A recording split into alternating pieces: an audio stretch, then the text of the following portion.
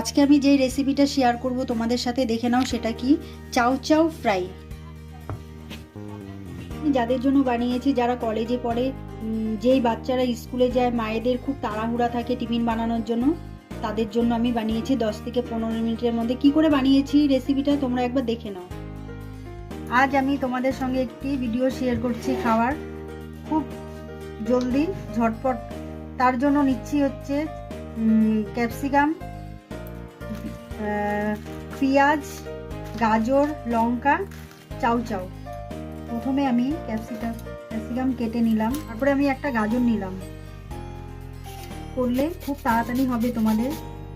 তারপরে আমি একটা পেঁয়াজটা কেটে নিলাম, তারপরে আমি একটা লঙ্কা নিলাম। যাদের ঝাল খেতে ইচ্ছা হয় তারা ঝাল দিতে পারো। আমরা এখানে দুটো চাউ চাউ দিয়ে দিলাম। এখন নিজের ইচ্ছা মতো তোমরা এটার মধ্যে জল দিতে পারো। 3 থেকে 4 মিনিট এটা সিদ্ধ করে নিলেই হবে। বেশি সিদ্ধ করলে গলে যাবে, খেতে ভালো লাগবে না। ভেজিটেবিল কাটতে কাটতে এটা সিদ্ধ করে নিবে, তাহলে ফটাফট হয়ে যাবে। আমার চাউ চাউ সিদ্ধ করা শেষ। এখন আমি গ্যাস নিভিয়ে দিলাম।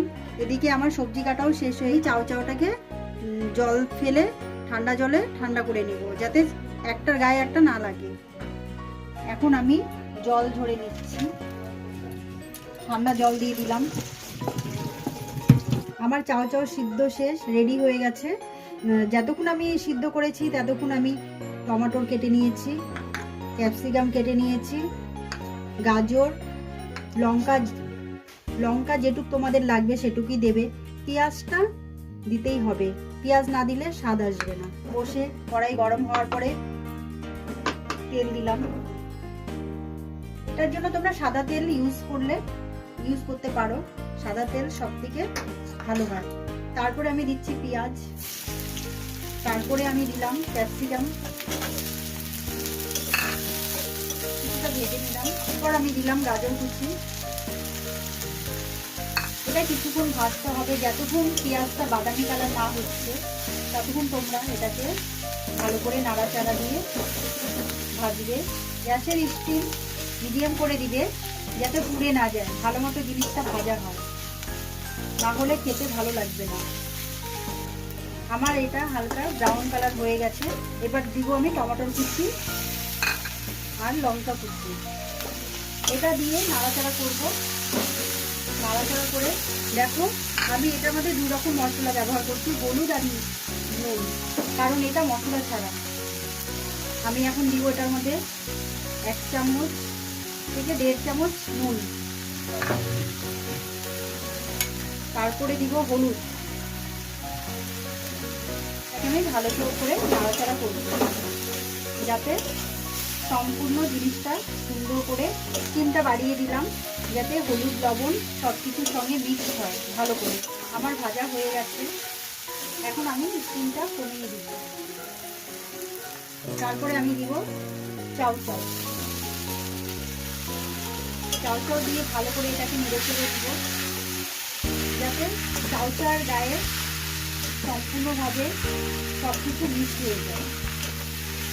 আমি এটা 5 থেকে 6 মিনিট ভালো করে নাড়াচাড়া দিয়ে ভেজে নিই, যাতে লেগে না যায়।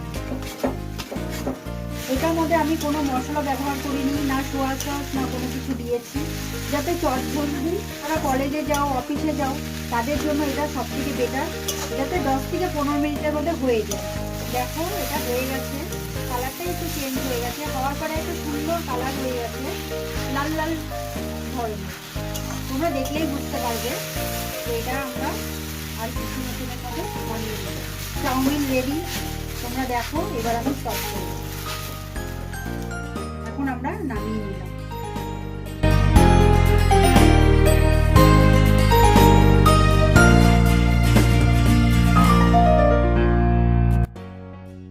বানানো কমপ্লিট, দেখতেই পারছো তোমরা। চটজলদি রেসিপি। আশা করি তোমাদের রেসিপিটা ভালো লাগবে, তোমরাও একবার ট্রাই করে দেখতে পারো। এরকম সুস্বাদু খাবারের রেসিপি শিখতে হলে আমার চ্যানেলটিকে সাবস্ক্রাইব করো।